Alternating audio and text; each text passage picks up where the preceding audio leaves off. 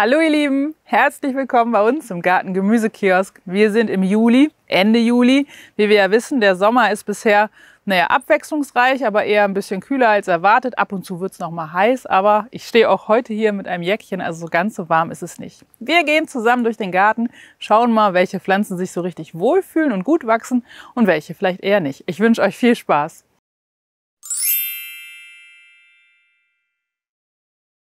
Beginnen wir direkt hier vorne bei unserem Jungpflanzenkindergarten. Ihr seht hier ganz viele Multitopfplatten mit ganz vielen Jungpflanzen.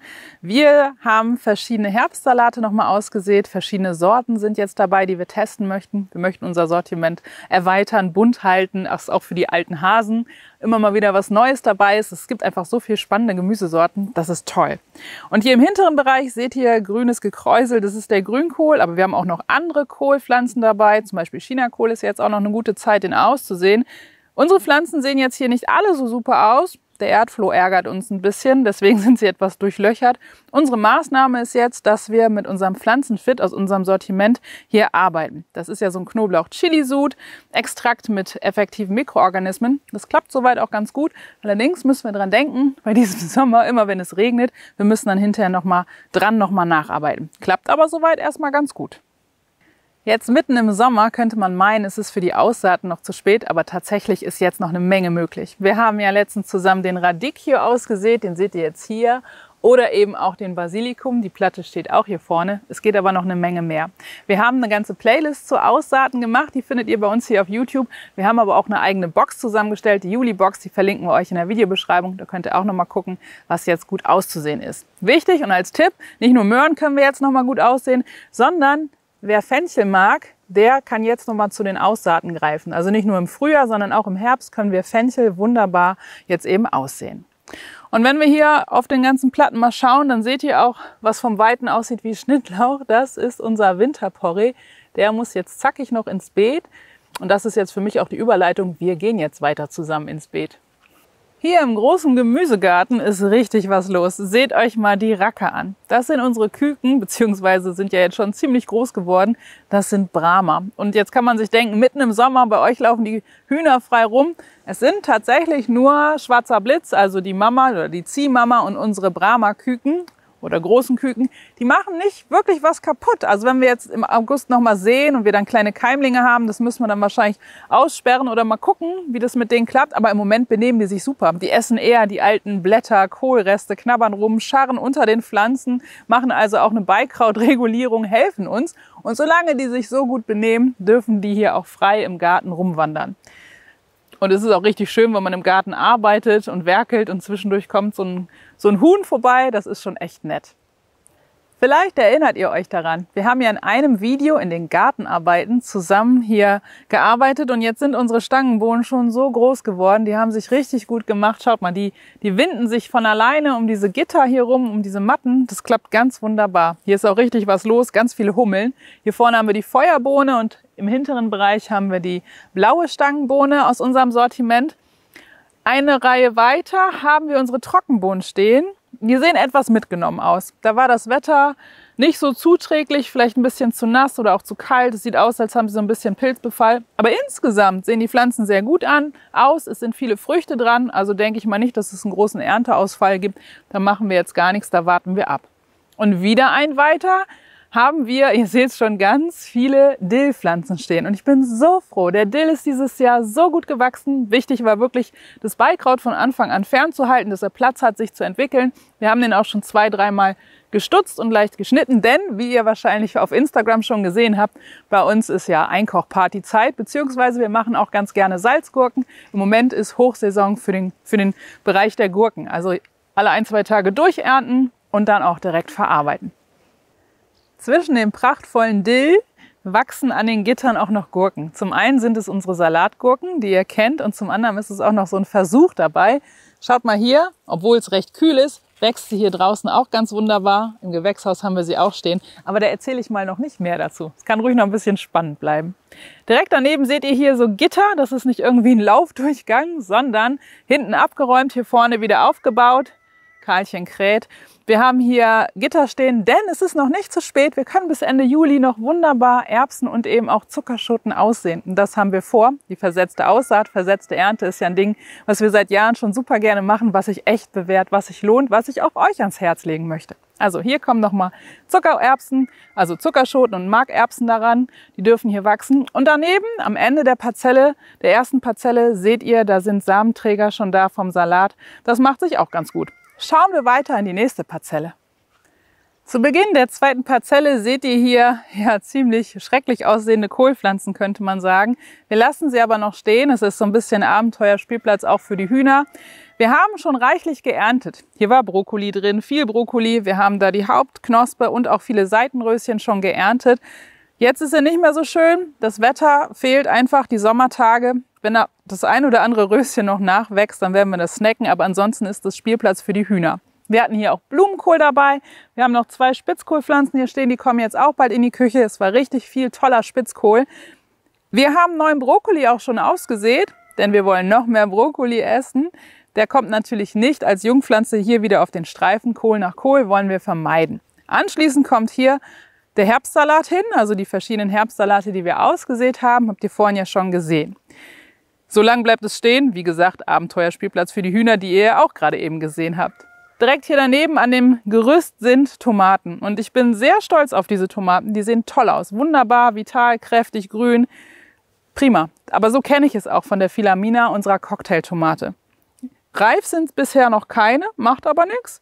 Wir nehmen weiterhin als Pflegemaßnahme von unten immer wieder Blätter weg. Und wenn der nächste Rasenschnitt da ist, wird auch hier Rasenschnittmulch aufgebracht. Wir wollen ja nicht, dass Spritzwasser von unten an die Pflanze kommt. Also die ist echt ein Traum, wenn ihr noch irgendwie Platz habt bei euch im Garten in der Planung für nächstes Jahr.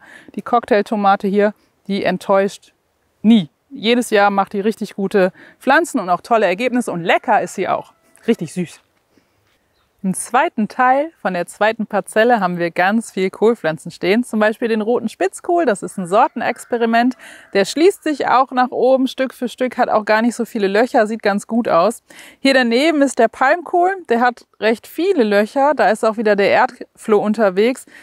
Können wir wunderbar mit Urgesteinsmehl behandeln. Allerdings, wenn es dann regnet, heißt es wieder wiederholen, wiederholen. Ist also im Moment bei dem Wetter echt eine mühselige Geschichte. Treibt von der Mitte vom Herzen aber wieder schön nach.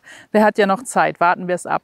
Und daneben hier direkt haben wir den Brokkoli. Ist das gleiche, wie wir eben auch schon erzählt haben. Vielleicht kommen noch ein paar Seitenröschen, die schön sind. Ansonsten kommen hier auch später Herbstsalate hin. Und neben dem Brokkoli haben wir den Weißkohl stehen. Der sieht soweit ganz gut aus, es sind nicht so viel Fraßschäden. Da vielleicht als Tipp, wenn ihr einen Kohl habt und ihr seht so kleine grüne, krisselige Häufchen, das sind die Hinterlassenschaften von der Raupe, dann lohnt es sich mal, die Blätter ein bisschen zur Seite zu nehmen, die Raupen abzusammeln, um dann den Druck, den Schädlingsdruck zu minimieren. Und auf der ganz äußeren Seite von der zweiten Parzelle seht ihr erkennt es ja schon selber, das ist der Winterkohl, der Rosenkohl, der Klassiker. Der entwickelt sich prima. Dem tut es gut, wenn er im Mai als Jungpflanze dann eben schon im Beet steht und dann kann er gut wachsen. Der bleibt ja den Winter überstehen. Es ist so eine Vorfreude auf den Winter, dann gibt es schönen Rosenkohl. Und wir gehen weiter in die dritte Parzelle.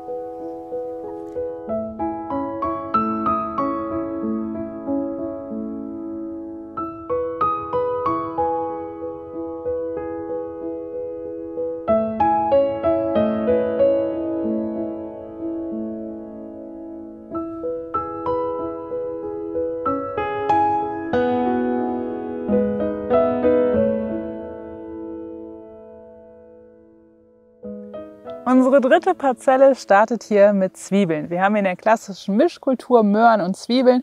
Hier vorne haben wir die roten Steckzwiebeln, da hinten haben wir die weißen Steckzwiebeln, ein bisschen später.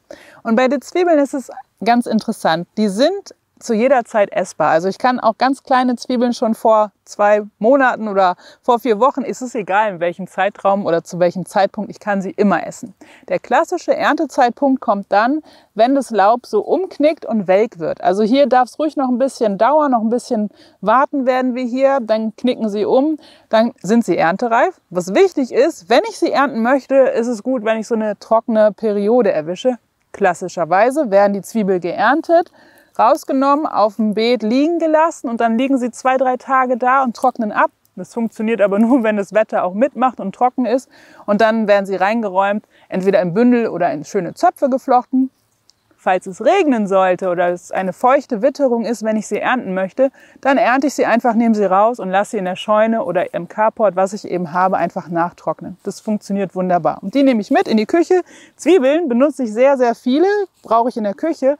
Und ich habe jetzt noch ein paar wenige Exemplare von der letzten Saison. Also die sind gut gelagert, richtig lange haltbar, schmecken köstlich. Ich bin total begeistert. Also die Zwiebel-Selbstversorgung klappt hier phänomenal gut. Bei den Steckzwiebeln, die weißen Zwiebeln daneben, können wir sehen, da ist noch nichts umgeknickt. Das dauert noch ein bisschen. Erfahrungsgemäß wird es wahrscheinlich 1-2 Wochen dauern, dann ist es da auch soweit.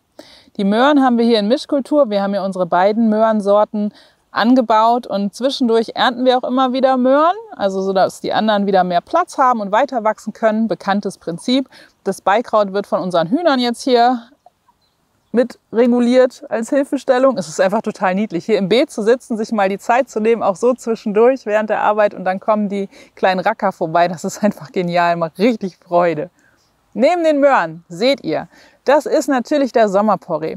Da können wir zwischendurch auch immer noch einiges ernten. Der ist erntereif. Könnte ich mal wieder eine schöne Quiche machen.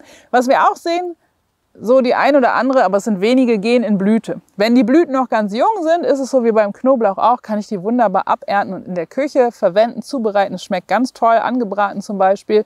Wir lassen aber doch die ein oder andere jetzt hier auch bewusst stehen. Bei der Menge macht es überhaupt nichts, wenn sie auch mal in Blüte gehen. Das ist beim Sommerporree eher so als beim Winterporree. Die Blüten sind so wunderschön und so große Kugeln und die Insekten mögen sie so gerne. Da tut uns das nicht weh. Das macht ja auch so ein bisschen auch den naturnahen Biogarten auch aus. Ich finde das sehr schön. Direkt daneben das ganze Grün. Na, wer kommt denn da? Das ganze Grün neben dem Porree, das sind die Pastinaken. Denen tut das kalte Wetter und der viele Regen sehr gut. Zur Ernte dauert es noch ein bisschen. Wenn wir denn schnell genug sind, wenn die Wühlmaus nicht schneller ist. Wunderprächtig und schön stehen hier die Gemüsezwiebeln. Die Sorte ist toll, die wachsen so wunderbar. Die können bis zu einem Kilogramm schwer werden. Ihr seht noch, ist hier nicht wirklich was umgeknickt. Das dauert noch ein bisschen, dann können wir sie auch ernten. Beziehungsweise, wenn ich jetzt eine haben möchte, hole ich mir sie auch jetzt zwischendurch raus. Der Trick ist hier, sie wachsen gut, sie brauchen viel Platz, sie mögen keine Konkurrenz. Also wir hatten hier echt ein Thema mit Vogelmiere. Vogelmiere, das muss vom Beikraut wirklich regelmäßig weggenommen werden. Dann kann sich die Gemüsezwiebel wunderbar entwickeln. Also falls ihr sie noch nicht bei euch im Garten habt, dann merkt euch das mal vor fürs nächste Jahr. Wir haben übrigens auch einen schönen Online-Kurs, kostenlos, Videos zum Thema Zwiebeln anbauen. Das kann auch da vielleicht weiterhelfen. Wenn ich das jetzt vergleiche, viele fragen, warum habt ihr jetzt keine Netze mehr über den Zwiebeln? Im alten Standort im Rheinland hatten wir echt ein Problem mit der Möhrenfliege, da brauchten wir die Netze. Hier am neuen Standort ist es kälter und es ist windiger und es funktioniert gut ohne Netze. Also schaut mal bei euch am Standort, wie es ist. Kann euch ein Netz helfen oder braucht ihr vielleicht gar keins? Neben den Gemüsezwiebeln, hier auf der anderen Seite rechts von euch, seht ihr im vorderen Bereich die dünnen, schmalen, grünen Blätter. Das ist die Haferwurzel, 5 Meter. Und der hintere Bereich, wo ich jetzt hier stehe, mit den breiteren Blättern, übrigens auch essbar, das ist die Schwarzwurzel. Dieses Wurzelgemüse sieht wunderbar aus. Wollen wir hoffen, dass das so bleibt, dass es schön weiter wächst. Es dauert noch ein bisschen mit der Ernte. Und dann müssen wir schnell genug sein. Die Wühlmaus mag sie nämlich auch. Hier, wo ich gerade stehe, das ganze grün, rot-violette Laub, ihr erkennt es schon, das ist die rote Beete. Sind wir schon fleißig am Ernten, immer zwischendurch die Kugeln rausnehmen, die so ein bisschen eng stehen, dann haben die anderen mehr Platz. Denn die Sorte schmeckt tatsächlich auch, wenn es große Kugeln sind, die sind nicht holzig, die kann man wunderbar noch essen. Also ich koche sie ein, ich nehme sie zum Essen, ich nehme sie zum Entsaften, die ist so vielfältig, das ist echt toll. Daneben, hier seht ihr viele Blüten, die Dolden hier, das ist der Fenchel. Hier hoffen wir jetzt, dass das Wetter wirklich schön warm, trocken wird, denn dann wird die Saatgutqualität noch besser. Also wir wünschen uns hier schöne Samenträger. Der Fenchel steht hier bewusst in Blüte, damit er eben schön auch das Saatgut bilden kann. Das war Parzelle 3, fehlen jetzt noch 4 und 5. Und jetzt seht ihr hier einen leeren Beetstreifen. Genau, da standen die dicken Bohnen drin. Da kommen auch wieder neue Pflanzen rein. Die habt ihr am Jungpflanzentisch schon gesehen. Da kommt der Winterporree rein.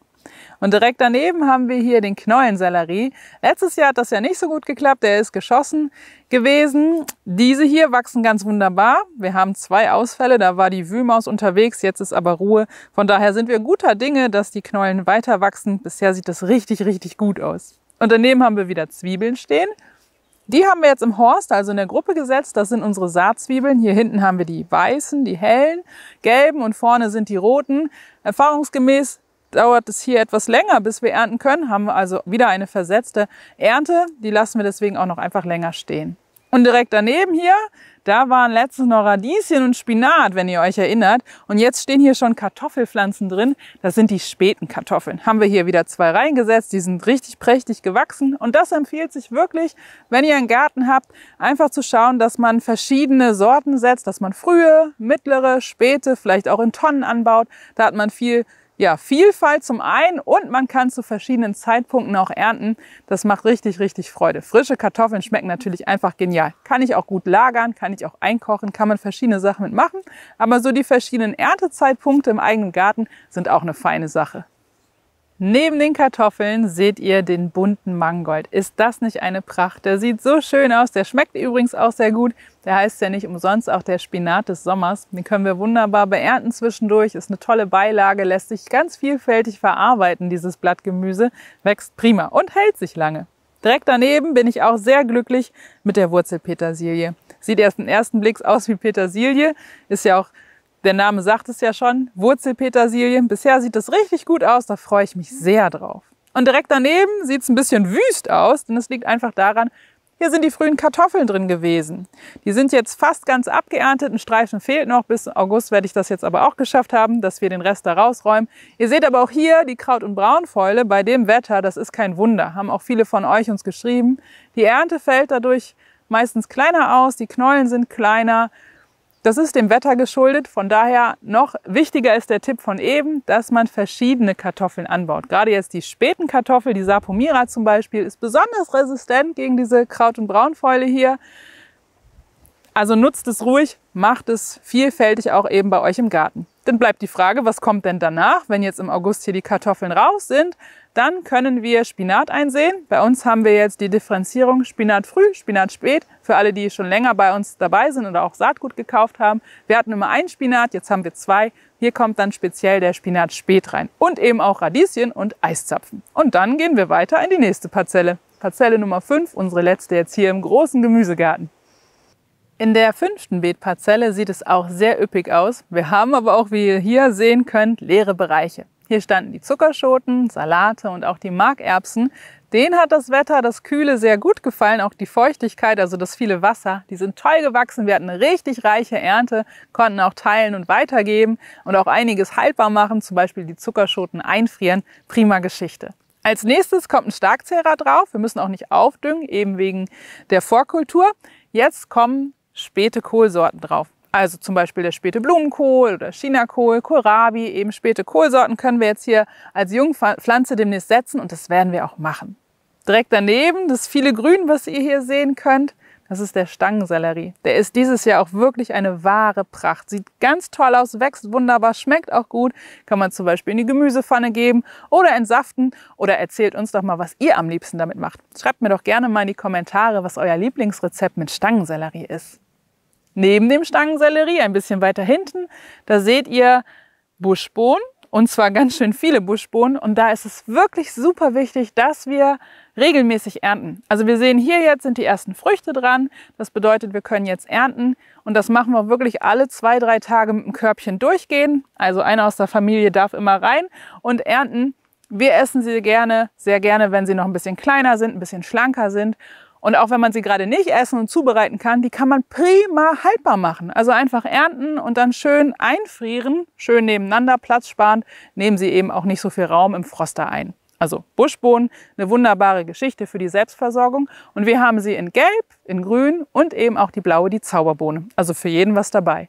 Der hintere Teil unserer 5. Beetparzelle hier im großen Gemüsegarten, da könnt ihr auch wieder Gerüste sehen. Da wachsen Gurken dran, allerdings sehen die schon gar nicht mehr so schön aus. Das sind unsere Einlegegurken, die Gewürzgurken. Gurken mögen es ja gerne warm und ein bisschen feucht und es war kalt und feucht. Da kann man schon verstehen, dass sie sich nicht so wohl fühlen. Also lange wird es nicht mehr gut gehen, ist aber nicht so schlimm, denn wir haben schon so viel geerntet von den Gewürzgurken. Wir haben ganz viele Salzgurken gemacht, schon eine ganze Kiste voll mit den großen Speckgläsern. Wir haben auch, wie ihr sehen könnt, ganz viel Dill. Das passt gerade richtig gut, wenn man die haltbar machen möchte. Wir haben aber auch eingekocht mit den verschiedensten Mischungen. Also da ist schon ordentlich was drin. Wir werden hier auch nochmal ernten können. Und wie ihr das von uns kennt, eben versetzt, haben wir auch noch einen zweiten Satz, den wir in den Hochbeeten stehen haben. Also wenn ihr Gurken anbaut, immer lieber auf Nummer sicher gehen und direkt für die Saison 2 Sätze einplanen. Das Wetter kann man nicht so gut planen, aber seine Bepflanzung im Garten eben schon. Mit dem Dill bin ich, wie gesagt, sehr, sehr zufrieden und sehr begeistert. Ich habe auch schon viele Dillspitzen geschnitten und im Dörrer gehabt zum Trocknen. Eine prima Geschichte. Und hier könnt ihr auch gut sehen, was ich immer so sehr liebe und euch immer ermuntern möchte. Pflanzt Kräuter und pflanzt eben auch Blumen in die Gemüsebeete ein. Hier seht ihr das, es ist schön bunt, es tut den Pflanzen sehr gut. Und hier ganz am Ende, wo ich hier stehe, seht ihr ahnt es schon, das sind die Zucchini-Schwämmepflanzen. Also wir haben ganz viele Zucchini hier. Wir verschenken sie auch weiter, wir geben sie weiter, wir machen viele haltbar. Zum Beispiel würfel ich sie gerne mit der Küchenmaschine, friere sie ein oder koche sie auch ein. Dann kann ich sie im Winter direkt rausnehmen für einen Salat, für eine Suppe. Dann geht das ganz schnell. Fast Food der Selbstversorger sozusagen. Und ansonsten bemühe ich mich, dass ich wirklich auch immer kleine Früchte erwische. Die schmecken natürlich frisch, sehr, sehr delikat. Also insgesamt bin ich hier sehr glücklich, sehr zufrieden. Es ist sehr bunt, es ist viel Vielfalt, es ist viel Selbstversorgung.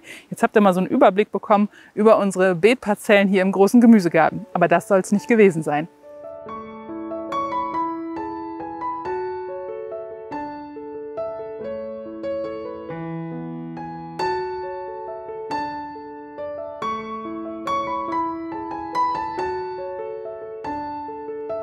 Wir Menschen, wir schimpfen so oft über das Wetter, aber wir können es nicht so richtig planen und es kommt immer, wie es will. Und dieses Jahr war es wirklich ein bisschen schwieriger, es war kühl, es war nass.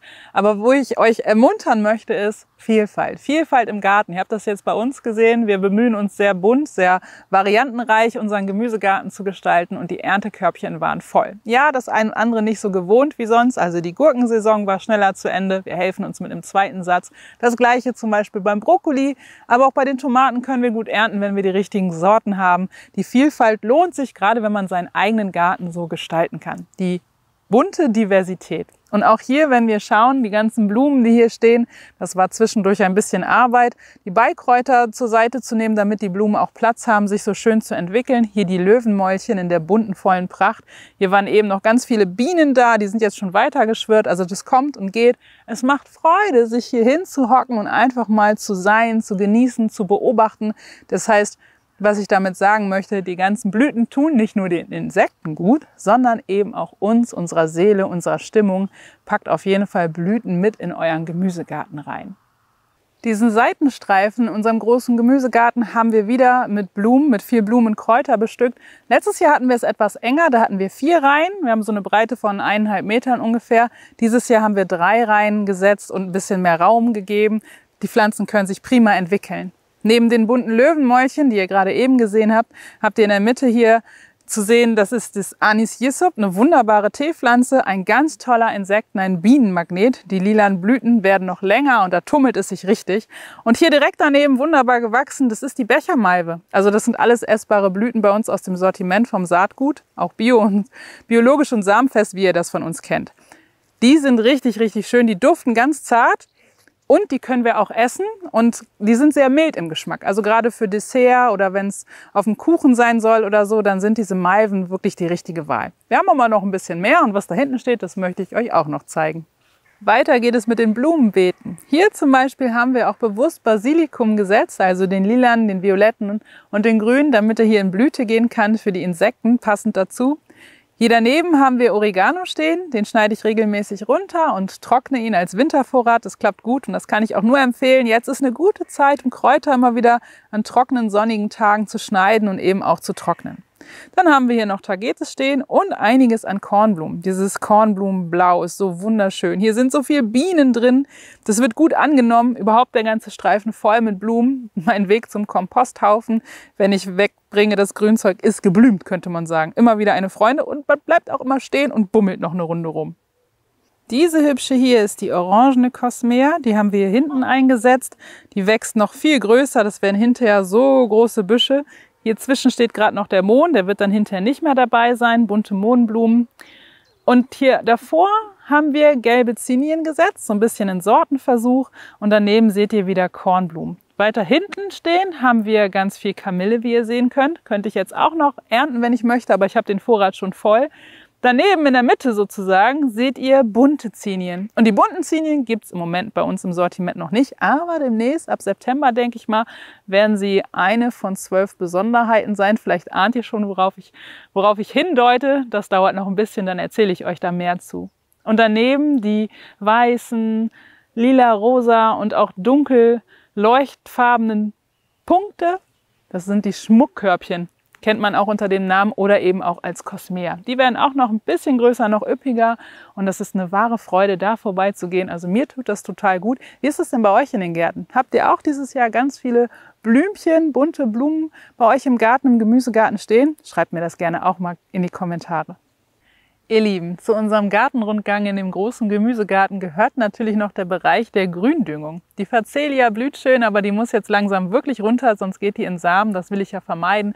Wir arbeiten die grüne Masse dann eben ein. Das ist ja auch der Sinn von einem Gründünger, um eben Humus aufzubauen zum Beispiel. Also wenn ihr bei euch im Gemüsegarten noch Beete habt, die frei sind, wo ihr auch nicht geplant habt, dass da noch ein Gemüse reinkommen soll, dann arbeitet unbedingt einen Gründünger ein. Also damit tut ihr dem Boden was Gutes und ihr bereitet das Beet auch vor für eure nächste Saison, für die nächsten Gemüsepflanzen tut ihr auf jeden Fall allen was Gutes. Ihr könnt zum Beispiel hier Ringelblumen noch einsehen oder hinter mir seht ihr Buchweizen, auch der wäre jetzt noch machbar als Gründünger und sogar bis Mitte August können wir auch noch Sonnenblumen als Gründünger einsehen. Seht ihr da hinten, da stehen sie schon, aber das wäre bis Mitte August auch durchaus machbar. Bei uns im Sortiment und am Saatgut findet ihr auch Gründünger, auch Sets, die sind da ein bisschen günstiger. Das lohnt sich auf jeden Fall.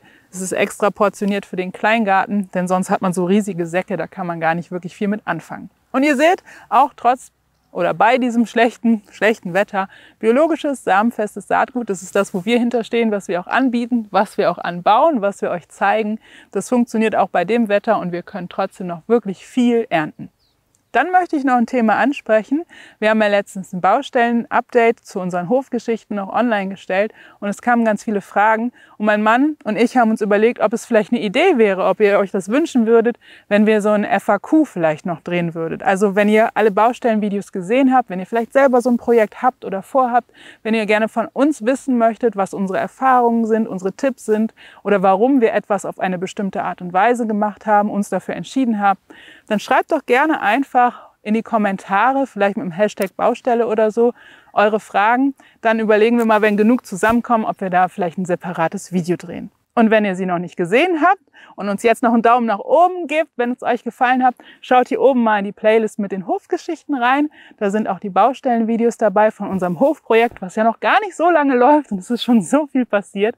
Oder schaut auch gerne hier unten in das Video rein, Aussaaten im Juli. Es ist jetzt noch so viel möglich und was genau, da gehen wir in diesem Video drauf ein. Also, macht eure Gärten bunt, schreibt gerne einen Kommentar, habt eine gute Zeit und bis zum nächsten Mal. Eure Jen.